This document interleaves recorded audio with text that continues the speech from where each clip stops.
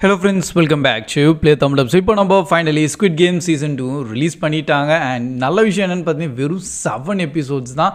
And கண்டிப்பாக அந்த 7 episodes நீங்கள் பார்க்கும்போது டோட்டல் 7 ஹவர்ஸ் ஸ்பெண்ட் பண்ணுற மாதிரி இருக்கும். அண்ட் என்ன பர்சனலி கேட்டால் நான் சீசன் 1 எனக்கு ரொம்பவே பிடிச்சிருந்தது.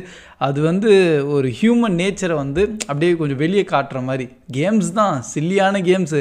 பட் அதே சில்லியான கேம்ஸில் நம்ம உயிர் போகிற மாதிரி ஒரு பயம் இருந்தால் அது நம்ம எவ்வளோ சீரியஸாக ஆட ஆரம்பிச்சிருவோம். அந்த ஒரு கான்செப்டை நல்லபடியாக சீசன் 1 எக்ஸ்ப்ளோர் பண்ணியிருப்பாங்க. அண்ட் அதோட அப்டேட் ஸ்டோரி கண்டினியூ ஆகி நம்ம சீசன் 2 இருக்குது. ஸோ இன்கேஸ் நீங்கள் சீசன் 1 பார்த்துருந்தீங்க, கடைசியில் நம்ம ஹீரோ என்னன்னு உங்களுக்கே தெரிஞ்சிருக்கோம். அவர் பாட்டு வெளியே போயிட்டுருப்பார் அவர் பொண்ணை பார்க்குறதுக்காக. பட் சடனான ஒரு டர்ன் காலு. அண்ட் அதுக்கப்புறமா திருப்பி எப்படியாச்சும் இந்த கேமில் போனோன்னு சொல்லிட்டு அவர் என்னெல்லாம் பண்ணுறாரு அதை அப்படியே நம்ம சீசன் 2 ஸ்டார்டிங் எபிசோட் 1லேருந்து நீங்கள் பார்த்துடலாம். அவர் ஜெயிச்ச எல்லா அமௌண்ட்டையும் எப்படியாச்சும் அந்த சேல்ஸ்மேனை கண்டுபிடிக்கணும், திருப்பி இந்த கேம் உள்ளே போயிட்டு அண்ட் யார் இந்த கேமை எப்படி கண்டக்ட் பண்ணுறாங்க அவங்கள எல்லாரையும் ஸ்டாப் பண்ண வைக்கணும். அதுதான் நம்ம ஹீரோவோட பிளானு. பட் அது எப்படி போகுது அது நீங்கள் நல்லபடியாக பாருங்கள். செம்ம ட்விஸ்ட் அண்ட் டர்ன்ஸோடு கொண்டு வருவாங்க. சரி, அது பக்கம் ஒரு ஸ்டோரி இருக்கட்டும். பட் இந்த சைட் நம்ம ஒரு இன்ஸ்பெக்டர் இருப்பார் பார்த்தீங்களா, டிடெக்டிவ். ஸோ அவர் சீசன் 1லேயும் கொஞ்சம் இன்ஜோர்லாம் இருப்பார். பட் அவரும் திருப்பியும் பேக் டு த கேம்னு சொல்லுவேன். ஏன்னா அவரும் சர்ச் பண்ண ஆரம்பிச்சிடுறாரு. அந்த ஐலாண்டுன்னு அவருக்கு தெரியும், பட் எந்த ஐலாண்டுன்னு தெரியாது.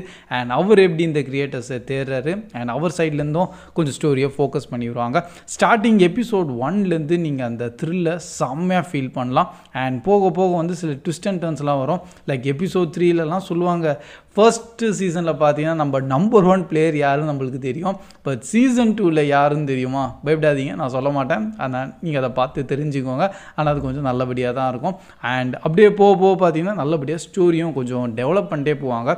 ஆக்சுவலி இந்த வாட்டி கேம்ஸ் உள்ளே இருக்குது தான். ஸ்குவிட் கேம்னால் கேம்ஸ் இல்லாமலாம் இல்லை, அங்கங்கே சில கேம்ஸ்லாம் இருக்குது. வோட்டிங் நடக்கும், வேறு என்னென்னமோ பண்ணுவாங்க. பட் இன்னொரு பக்கம் ஃபோக்கஸ் பார்த்தீங்கன்னா ஃபுல் அண்ட் ஃபுல் கிரியேட்டர்ஸ் மேலே தான். லைக் இந்த கேமை யார் கண்டக்ட் அண்ட் க்ரியேட் பண்ணுறாங்களோ அவங்க மேலேயும் கொஞ்சம் ஃபோக்கஸ் அதிகமாகவே அவங்க காமிச்சிருக்காங்க. அண்ட் இந்த வேர்ல்டு டெவலப்மெண்ட்டுன்னு சொல்லுவாங்க.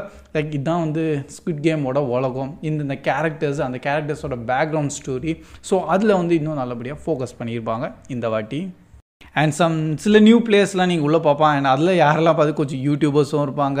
அண்ட் ஒரு மதர் அண்ட் சன்னோட டியோக்கான கேரக்டருக்கு நீங்கள் உள்ளே பார்ப்பீங்க.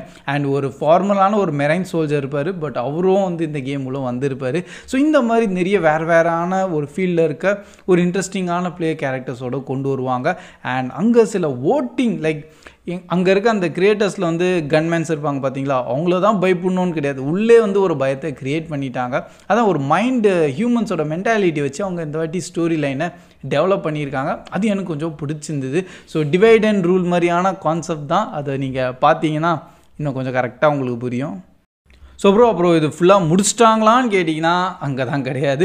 ஆக்சுவலி சீசன் 2 வெறும் 7 எபிசோட்ஸ் தான். நடுவில் நான் கொஞ்சம் ட்ராகியாக ஃபீல் பண்ணேன். பட் இன்னும் கொஞ்சம் ஸ்டோரியெல்லாம் இருக்குது. அது நம்ம சீசன் 3யோட தான் ஃபுல்லாக இதை கன்க்ளூஷனோட கொண்டு வர போகிறாங்க.